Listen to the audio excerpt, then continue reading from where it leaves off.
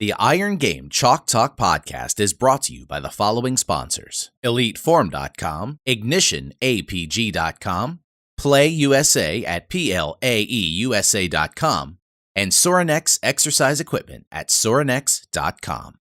And now, the Iron Game Chalk Talk podcast.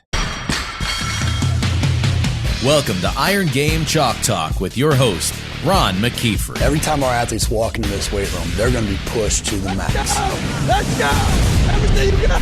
On this podcast, hear Coach McKeefery straight talk about training, featuring the top strength and conditioning professionals from around the world.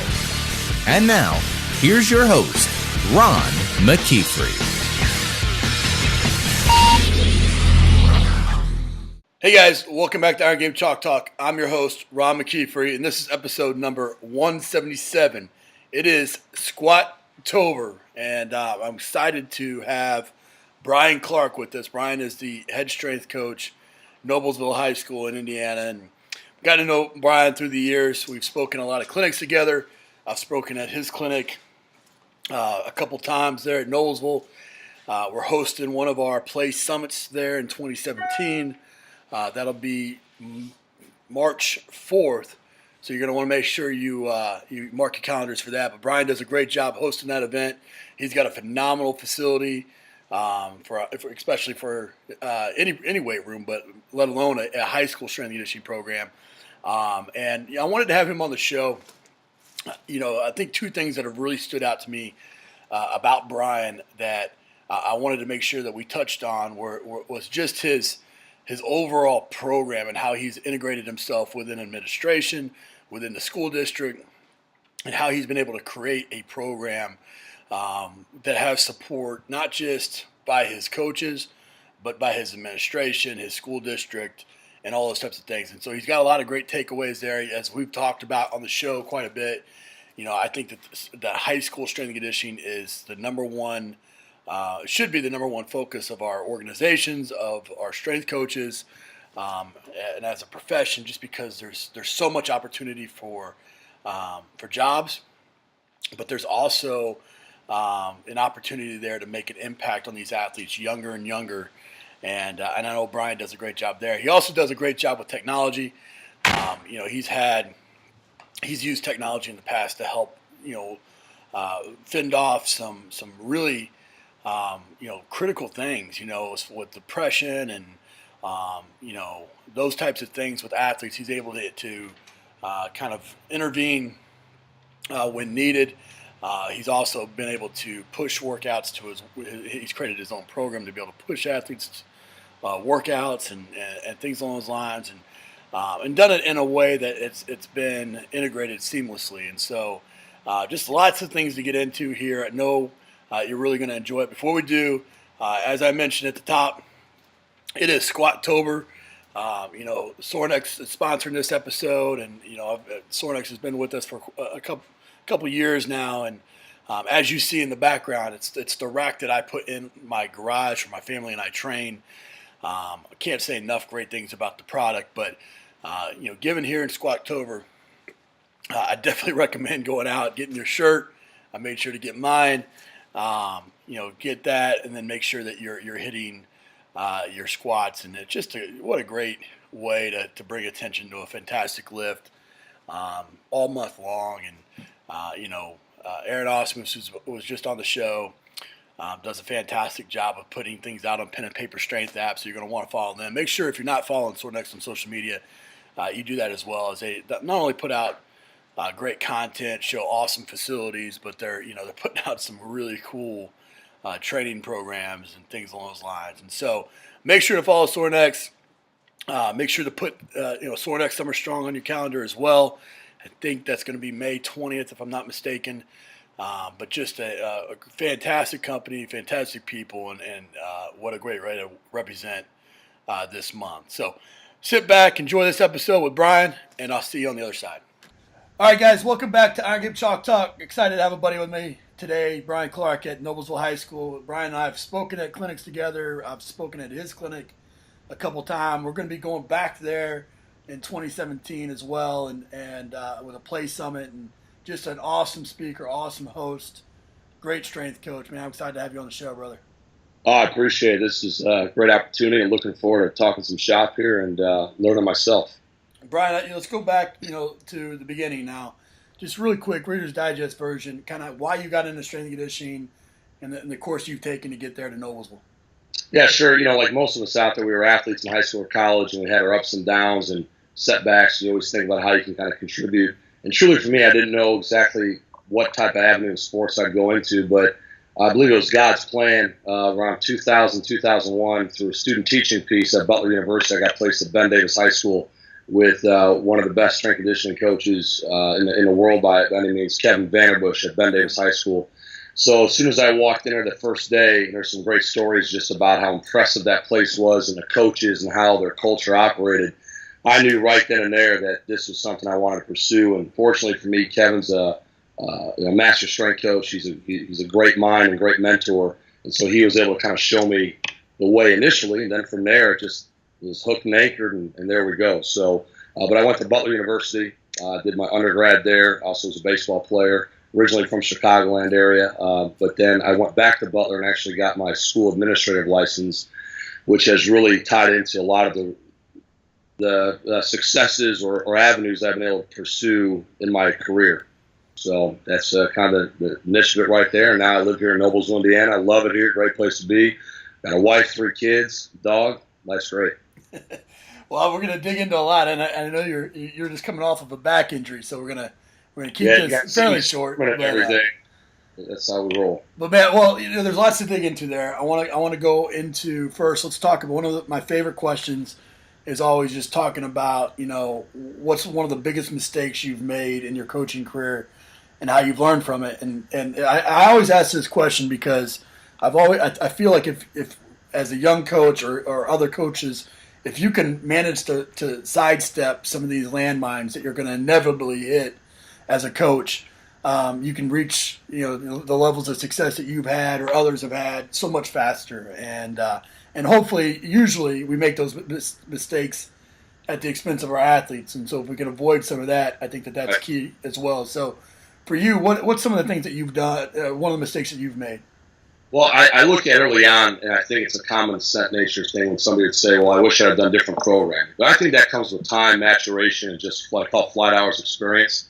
But along with that, I think even more as my program's developed, or I should say our program developed, has been creating more ownership with the players, ownership with the coaches, and administration. There's a difference between buying and ownership. Buying is, Coach McKeefery and Coach Clarke's idea. The contingency of success is everybody else doing it. And that does work from time to time, but really ownership is, this is our idea together, bringing more people to the plate. So one of the things I try to even do now with our athletes is I tell them every day, one of my main objectives for you is I want you to become a student athletic performance coach. And we do that by cueing. We do that by constantly throwing out the objectives. And we talk about culture, which is tolerance and expectations. So the more transparent you are to people and the more ownership you create from the early on standpoint, from clearly communicating, I think you'll start to avoid a lot of issues. Plus, the other thing is, kind of like if you go into bookstores and those things even exist anymore, you see a million books on exercise, food, finances, relationships. Everybody's an expert. Right. And especially at the high school level, especially if you're a new strength coach going into a place, most likely if you're young, you're the first strength coach they've had. And so coaches giving up that portion can be a struggle to begin with in itself. Sure. But then more than anything, everybody's lifted weights. And just because they played at a certain level, they think that qualifies them. So you have to really tread that line there cautiously. But one of the best ways to do it is create that ownership with them. So bring them in and educate them along with yourself. Really show authentic and passionate leadership in your own self for your profession, your kids. And you'd be surprised how much smoother the journey will be. But by the way, I'll tell you right now, young strength, it's not going to be smooth. That's right. And that's okay. Nothing ever is. And but if you create ownership and you work your butt off, good things happen. Yeah, it goes back to the old adage. It doesn't matter. You can write the best program on paper, but if you can't get them to do it, it doesn't mean anything. And I've been in there. I've watched you work with your athletes. I've seen videos that you've shown of hundreds of athletes in the weight room at a time. How have you been able to structure? Because you went to a pretty cool situation there Noblesville. Your weight room is one of the nicest I've been in at the high school level. How are you able to get the support, the resources, and then create a team around you to be able to manage that kind of those kind of numbers? Well, it starts with really a great administration. And you hear people say that all the time, but genuinely here at Noblesville, the administration goes beyond just our school administration. It's your school board, and it's your community, and it's getting people rallied behind that. So we are fortunate enough to have a community and board and building principal and athletic directors that wanted to do something. Now, when I first got to Nobles, this is my 9th year, they were in about a 1,300 square foot facility that had stuff that was 25 years old. I mean, to give you an example, there were 6 power clean platforms, but only 4 45-pound bumpers. It tells you something ain't right, But and there were about 86 kids in the program. Now here we are 9 years later, we're in a pretty large-sized facility with 690 kids who take the class. And that's the class. There's 115 kids of 6 sections each. So now you say, well, how'd you get it from 86 to this number here? Well, it's kind of a long process, but the most simple thing I did was make sure I was present. So, for example, when I came from Warren Central High School on the east side, which is power, great facilities, great leadership, right? We had 100 kids after school staying every day. My first week here, I realized, wait, this is a different culture. Kids aren't hanging around, so I blare music on this old crappy, type radio. We just blare the music, and people pop in this little weight room and say, what's going on? And you start introducing yourself, building a relationship. But more or less from there, it was then getting with the coaches. And once again, go beyond selling them, really creating ownership, and then being present. So there's some other administrative things that go on here. I'll talk about the big 5 real quick that you have to have wherever you're at. Central office, superintendent, however you want to look at that. You have to have central office, building principal, athletic department, guidance department chair is critical, or school counselor. And then the last one is going to be your wellness or PE department chair. When those 5 people at least professionally agree in concept, then you have a chance. If you got a chink in the armor through there, you've got to make sure that you work on that as soon as you can. So for us here, we got all 5 in line, and it's just made the process of transition for our kids and coaches much smoother. Now, I think, if I'm not mistaken, over time you've become the wellness PE chair, haven't you? Yes, and that kind of goes back into why I got my administrative license in 2005. It was just I was at Pike High School and Warren Central High School prior to Noblesville, both great places in Indianapolis, and I had some great mentors. And a few different times along the way, I'd hear, well, you don't understand what's like on the administrative side as you're trying to build programs. And I'm not saying they were wrong. There's, a lot of times I think people look at it, it's kind of like the movie Patch Adams. How many fingers do you see? And they say 4. Well, if you look past it, there's 8. Right. And a lot of times in education, you look past 4, there might be 36, realistically, of all the considerations. So when I went ahead and got that administrative license piece, that enabled me, when a position opened, to slide into that role, kind of create more ownership with levels of people that I wouldn't necessarily hit on a day-to-day job just entering the weight room.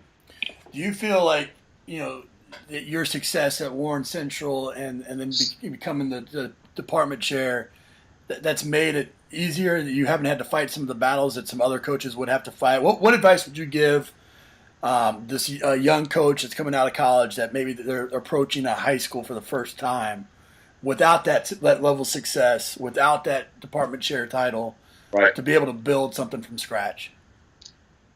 Well, that's a great question, because I'm going to kind of back this up a little. When I first came to Noblesville, coming in here being blessed to be part of 10 high school state championships, mid-licensed the whole bit, I walked in here thinking, okay, they're going to kind of walk in here and say, what do you need, and the red carpet's going to roll. Right. I wish I could tell you the red carpet rolled. That wasn't the case. And I'm not saying there wasn't support. Sure. You had people in their own right, coaches who've been coaching 25 years going, hey, that's great that you had success there, but I've been doing me too. Yeah, sure.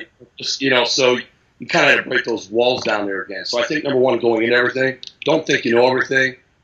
Strength coaches, we have to have an aura about ourselves. You have to have confidence. There's no doubt about it. But don't come to the point you're so overconfident that you present yourself with an unapproachable kind of mantra about yourself. Right. Joke around that, guys like me get stereotyped. You look at me and 6'5", 260, high and tight. It's mainly because the bald spots are rolling at this point in time. They look at you, and what they don't realize is that, when you're in high school, you have good grades or other things that go about yourself. So right. I think going there with the right approach is number one. Yeah, yeah. I think that's so important for these coaches, because I fully believe. I don't know if we were talking about it off camera or not, but I think that's, we've talked about this on the show quite a bit about, high school strength and conditioning kind of being the untapped market. I mean, there's so much opportunity there, and you think back to this profession of strength and conditioning being birthed out of a time when lifting weights was considered bad. Right. The fact that there's not a coach there, that should not intimidate us at all. We got to go find the opportunities, but it's guys like yourself that have dug in and worked the system. I mean, you've been able to, you figured that, but you would have a little bit more control over your department in the way that you wanted to be if you were the department chair, and so you went and you did that. Because it takes out one less person having to go and, for more or less better terms, get permission from. Agreed. Yeah. Doing that, and then, like I said, it gets you at a level. Then you can meet with other department chairs, other administrators, etc., and it works out quite well. Absolutely. Having been in your weight room and watching you work, one of the things that I took away was, I can't even remember exactly what it said on the sheets, but you had some sheets of paper that were laminated on your platforms with some cueing, just some cueing. And I know from watching you work with your athletes and seeing your videos and whatnot, that cueing is a big part of it. Talk a little bit about where that comes from, and then how you've developed your own voice that way. I think cueing is now maybe a new buzzword people use a lot, but I don't care if you've got a program of 15 kids or 115 like I have now, you have to have it. And I will tell you this right now, the sexiest thing about when you are a teaching license certification person and you have your strength accreditations, it gives you such an advantage. So for all the strength coaches out there, just go get whatever credential you want. Get the teaching license. Not only is it going to get your foot in the door if that's your aspiration, but the pedagogy of teaching. How you do things, understand by design. You'll find one of the things is your best teachers out there are your best coaches. Why? They start with the end result in mind. Then they know how to get the student athletes, how to set goals, how to make the right instructional choices. So back to instructional choices for us, especially because of the amount of kids we have, and it's kind of like a little army in here. Everything's very minute to minute. We have cues everywhere, whether they're laminated and taped on a platform or up on whiteboards. So that's our power clean. So we do it's a push pull / drop pop. So we make it real simple. We want to push through your heels, pull high, and then drop your hips and pop your elbows. Yep. And so how we simplify things, we try to make everything like a Walmart version, is the power clean for us, how we speak around here, is nothing more than a sexy front squat with a great high pull, and link those two things together. I mean, you really have to dumb it down, and so one of the negatives of that is a lot of times we lose the hips coming through, so we work bar complexes on our turf and hinge stuff to kind of supplement it. But cues for us are all over the place. We use magnets with clips. Yep. Put them on a squat racks just with index cards. Because I think we've identified, it might sound like a lot to a lot of people, and it is, but for variances, we have about 117-ish, say about 117 exercises that we use routinely. Right. So what I'll do is we write the cues in a corrosive. So the cues are in black or blue, split it, corrosives in red for every exercise we do. Then I have kids who are concussed or hurt. They duplicate that card for me. So that way, we work on operations of 6, so there's 12 kids per station. Right. So we have that at each station. They know exactly what they should and shouldn't be doing, which then goes back to ownership, being a performance coach. I was talking about this today in class. If you can look at our board, the readables, know what the cue and the corrosive is, visualize that and see that. Now we also stress servant-compelled leadership. When you're watching your partner perform, right, you know what to look for. If you see it, great job. If it's not there, correct it. And it all starts to come together. So everything's intentional and purposeful. Yeah, I think it goes back to what you were saying earlier, that you're trying to make everybody kind of a student coach, and that's teaching. I mean, you're not just going in there to go lift weights, or it's an activity for 40 minutes or an hour, whatever it may be. They're actually going in there to learn how to help, how to program, how to help take their athletes, watch, training and correct exercise technique and all those types of things. And I think that's something that, again, when you're trying to make an argument for what we do, it just strengthens our argument. Well, I was talking to one of our new coaches today, just came here from Champaign, Illinois, a basketball coach, and coached the college level 10 years in a school setting, so he was just watching our program. And I told him, I said, Corey, people can argue it, but anything you point at in here, I can give you a rhyme and a reason and how it's applicable from this point to this point. Right. Now, you might have people different philosophies. So one of the things I would challenge younger coaches out there is when you look at your program, can somebody nitpick any part of it, and you at least have a common sense response as to why you do that? Right. If you can do that, you set yourself up for success. Well, like you go back to what you were saying earlier. I mean, genius isn't trying to speak above everybody. Genius is taking the complex and simplifying it so that whoever you're working with can understand it, and that's really what it comes down to. So that's what I respect about what you're doing and how you're doing it with, just making it really this short 2 or 3 step action cues that are and everything too relating to kids. Not to cut you off there, because we're in a process with our rookies. We have, with any program we do, there's like 4 layers of interventions throughout it. I do not have an intro athletic weights class, intermediate. I do it all together, males, females alike. I've seen great results of that. Now, there's a lot of front loading with it, but let's say you look at like the power thing, your first pull, second pull, transition, scoop, etc. We'll go into, okay, we're going to go standard first pull deadlift, but then we're going to go tippy-toe human hot dog. And I literally stole that from Robin Williams in, what's that movie, Mrs. Doubtfire. Yeah. I mean, that's where I took it from. I was watching with my kids. Like, that's perfect. So I have a sheet that on one side, it has like the technical breakdown via the NSCA, and the other side, I match it up so it looks like it, just to relate to the kids. So, see the two. So like today, it was like, all right, veterans with the rookies, man, we are tippy-toe human hot dog the entire day, no bend in the elbow. And if they do that, I've won. You know what I'm saying? So it's stuff like that. Well, I'm sure they haven't watched Mrs. Doubtfire, but it's still a great cue nonetheless. Exactly. Well, it brings up an interesting point, with your classes. I mean, not all of them are athletes, right? In the class, that is, you asking? Yeah. Yeah, I would say, because we had a small shift here recently, of our 115, probably about 90 to 95 are all athletes. Okay. So we've had a shift where there's some that are not athletes in there. But once again, from a cultural standpoint, because of how we operate, the majority rules. Yeah, sure. And the thing is, if you're not doing it the right way, they know it, and we take care of that pretty fast. Yeah, well, it brings up the great point of having to be able to cater to the athlete that can barely walk and chew gum at the same time versus, Division I scholarship kid that you may have in there as well. Right. Well, and I'll tell you, today just on our turf, we had a series of up and unders, hurdles drills, agility ladders, some dot drills, and some short cones. And for some kids, I was like, shoot, you're going to have to be in a wheelchair today because you're not that coordinated. You know what I mean? So I was like, okay, this is what you do. And then, you kind of have some other examples there too. But once again, whiteboards. Coaches, go buy whiteboards. Get sheets of paper and put them everywhere so the variations are listed. Yeah, I couldn't agree with you more.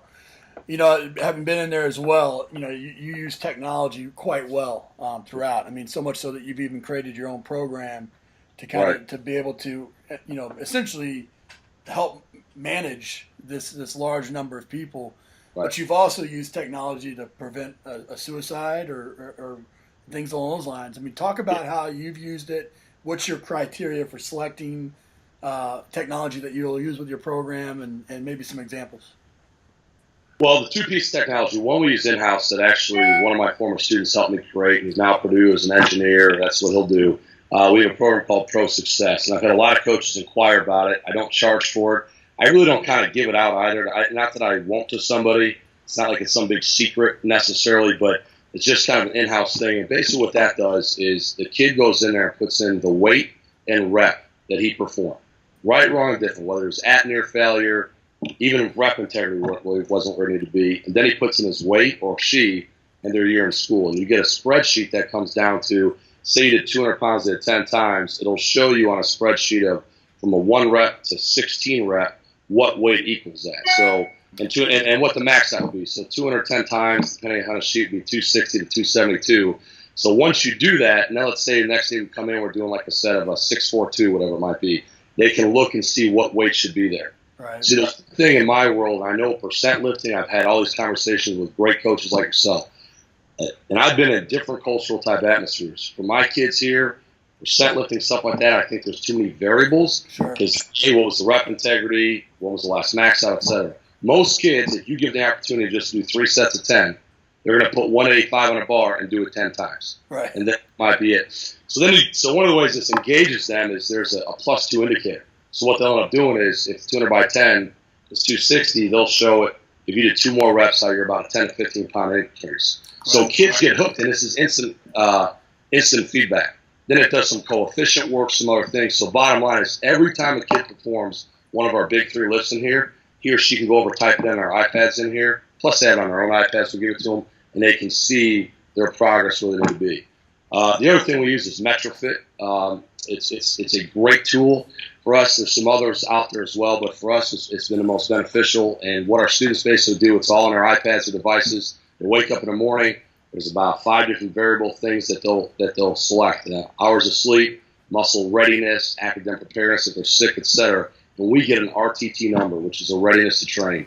And how the program itself works is that it basically will show you the lowest numbers first. And if it's really bad in red, then orange, etc.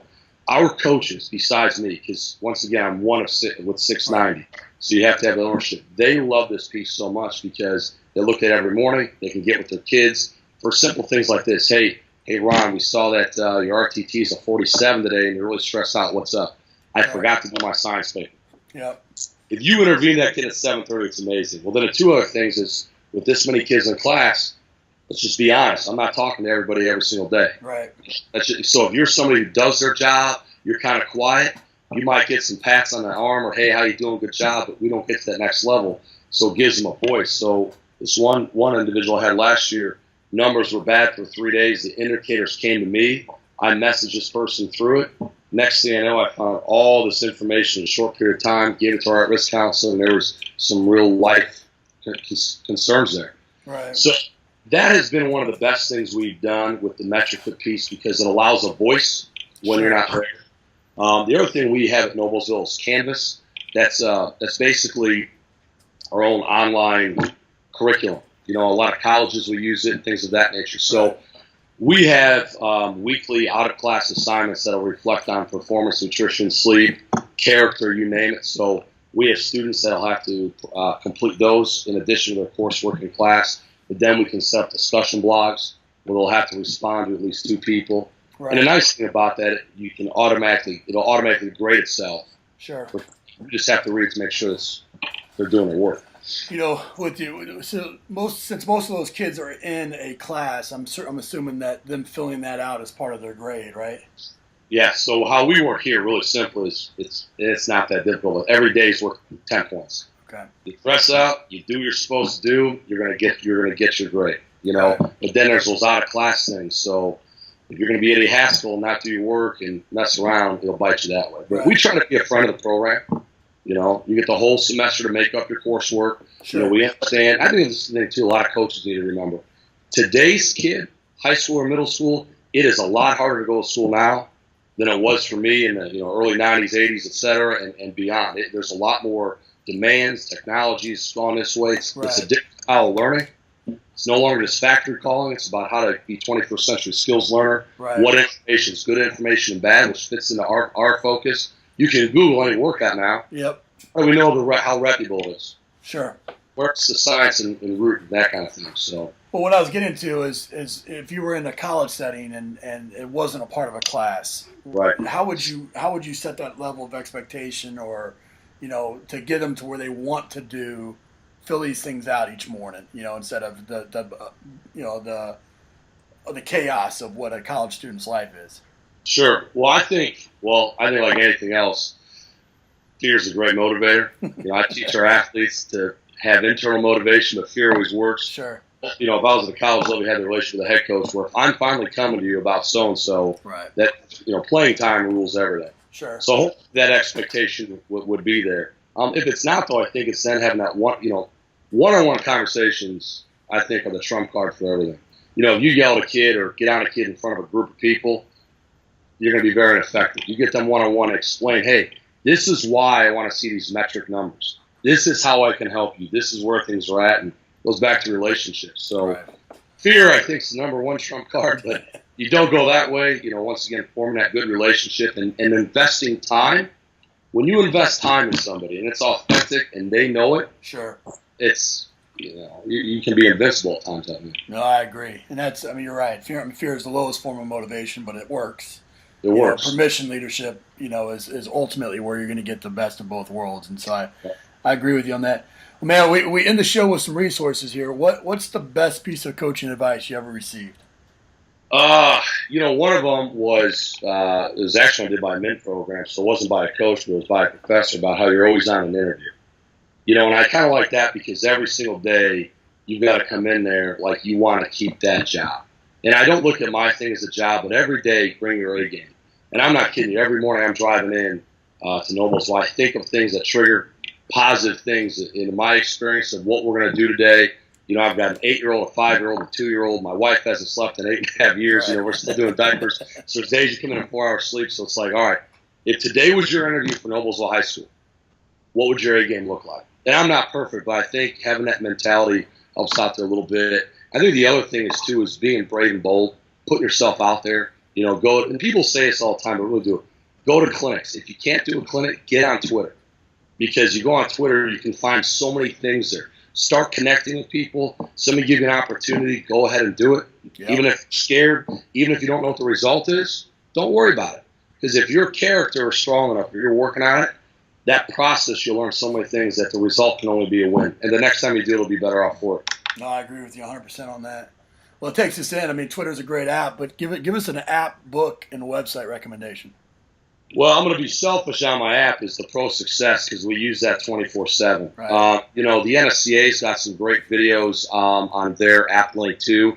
I think I have all of our kids go ahead and look at that because we'll use the coach's eye. There's a million different apps out there to video yourselves, but I'll have the kids compare what they do in class when we're doing our technique piece to what the NSCA has because that's just a concrete one. But the one thing that's funny, I was actually telling my mother this over Christmas. I said I was leading a book study, and she goes, "What?" She goes, "You're leading a book study?" Because when I was a kid, I didn't read that much. As a professional, I read all the time because it's in your wheelhouse. But Urban Meyer's book, Above the Line, I'm telling you, if you've not read that, I don't care if you're a football person. I take the football studies out. It is almost like a mini Bible of how to do things, and it will really guide you into so many different things. And so we start with our coaches here, do it with our kids. We talk character, process, results. He's going to talk E plus R equals O, which is the event plus your response equals outcome. It's just a great guideline of different pieces. So whether you like football or Ohio State, take that out of it. Above the Line is a fantastic book. That's great. Any websites besides NSCA that you go to typically? Oh, shoot, man. There are so many different ones that are out there. It's tough for me to name one off the top of my head. My favorite website's Google. Yeah, there you go. And then Google takes me different. But honestly, that goes into then what website is that? Who's that backed by? Yeah. And a lot of times when you go to different journals on the internet, it'll take you to other things. So it's kind of like that Choose Your Own Adventure book for me. Right. Yeah, I guess the name's that tight, but. Well, that's what Twitter becomes for me. You go into Twitter and then all of a sudden you just go down some rabbit hole, and 2 hours later you've learned. Oh, I'll tell you, if you're not on Twitter out there, it's not a scary world. Just go ahead and you start following different things, and you'd be amazed what you can find. Right. So, I agree with you. Twitter. Well, buddy, this has been great, man. I appreciate you taking the time and the way that you go about your business. It's fun to watch, and it's been I've had many opportunities to listen to you speak, and each time I've always taken away something and just appreciate the way that you go about your business. Oh, I appreciate this opportunity, man. This is Aces, and for what you've done for yourself in this industry, it's second to none, man. So keep on keeping on. I'm glad I can be a small part of it today. Appreciate it, man. All right, take care. That's it for this episode of Iron Game Chalk Talk. Thanks to this week's guest as well as our sponsors for bringing this episode to you for free. Make sure to check out ronmckeefery.com where you can join our mailing list, find the show notes, including all the links and resources mentioned, and information about Coach McKeefery's other products. While you are there, please join Coach McKeefery in the comments section thanking our guest for sharing. If you haven't subscribed to Iron Game Chalk Talk on YouTube or iTunes yet, make sure to do so. Comments, ratings, and reviews are always welcome. Coach McKeefery can be found on Twitter at @RMcKeefery, on Facebook and YouTube at /Ron.McKeefery. That's it for this week. Be sure to check back next week for another great episode of Iron Game Chalk Talk.